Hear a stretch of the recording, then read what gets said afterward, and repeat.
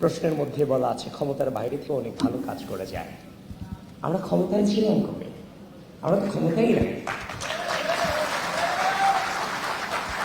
2015-16 বেচে ঢাকা বিশ্ববিদ্যালয়ে ভর্তি হওয়ার পরে আওয়ামী রাজনৈতিক অপসংস্কৃতির বিরুদ্ধে 6 মাস পরে হলে ওঠার পরে প্রথম দিন যে গেস্ট রুমে গিয়েছিলাম, সেখানে যে নিপীড়নের শিকার হয়েছিলাম, ছাত্রলীগের প্রেসিডেন্টের নাম বলতে না পারার কারণে এই নির্যাতন মেনে নিতে না পেরে ঠিক 2 দিন পরেই তো আমরা আমি হল থেকে বেরিয়ে গিয়েছিলাম। হল থেকে বেরিয়ে আমার নিজের পরিবার, নানার সাইড কিংবা দাদার সাইড কোনো রাজনীতিবিদ ছিল না। সে সময়টাতে আমি আমার হৃদয় দিয়ে অনুধাবন করলাম, এই যদি হয় বিশ্ববিদ্যালয়ের পরিস্থিতি, এগুলোর বিরুদ্ধে কাউকে না কাউকে দাঁড়াতে হবে। তাহলে আমার এমন একটা প্ল্যাটফর্ম দরকার, যে প্ল্যাটফর্ম থেকে এই ধরনের অপসংস্কৃতিগুলোকে মূলোৎপাটন করা যাবে। আমি নিজে সেদিন আমার ফেসবুকের সার্চ অপশনে কবি জসীমউদ্দিন হল ছাত্রদল লিখে আমি আমার ছাত্রদলের অগ্রজদেরকে খুঁজে বের করেছিলাম। আমাকে রাজনীতিতে কেউ নিয়ে আসেনি, আমি নিজে খুঁজে বের করে এসেছি।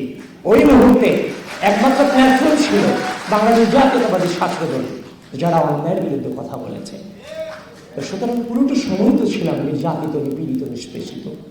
এই যে 2016 সাল থেকে লড়াই শুরু হয়েছে, এই 24-এর গণঅভ্যুত্থানের পরবর্তী সময় পর্যন্ত, এই ডামি নির্বাচন হয়েছে 2024 পর্যন্ত, আপনি আর একটা ছাত্র সংগঠনকে আপনি দেখাতে পারবেন যারা হাসিনার বিরুদ্ধে রাজপথে নেমে বলেছিল step down Hasina, no more Hasina? দেখাতে পারবেন না। সকালে আমরা ঘুম থেকে উঠে বের হতাম যে অবরোধ সফল করতে হবে, হরতাল আমাদেরকে সফল করতে হবে। সে সময় আমরা 20 জন 25 জন মিছিল করতাম। এই 20 জন 25 জনের মিছিল নিয়ে আজকের অনেক ক্ষমতাসীনরে মকারি করতেন যে তাদেরকে দিয়ে কিছু হবে না। কিন্তু বিশ্বাস করেন, এই 20 জন 25 জনের একজনই কিন্তু 14 তারিখ রাতে রাজু ভাস্কর্যের পাদদেশ থেকে হাসিনাকে গোটা বাংলাদেশের স্বৈরাচার শব্দে প্রতিষ্ঠিত করেছিল। রাজনীতি সকলে করবে না, কিন্তু রাজনীতিতে কোয়ালিটি প্রয়োজন। একজন জেনারেল স্টুডেন্টের পক্ষে ফ্যাসিবাদকে সরাসরি স্বৈরাচার বলা তখন আসলে সম্ভব ছিল না। জেনারেল স্টুডেন্টরা রেলে ছিল বলেই গণঅভ্যুত্থান সফল হয়েছিল।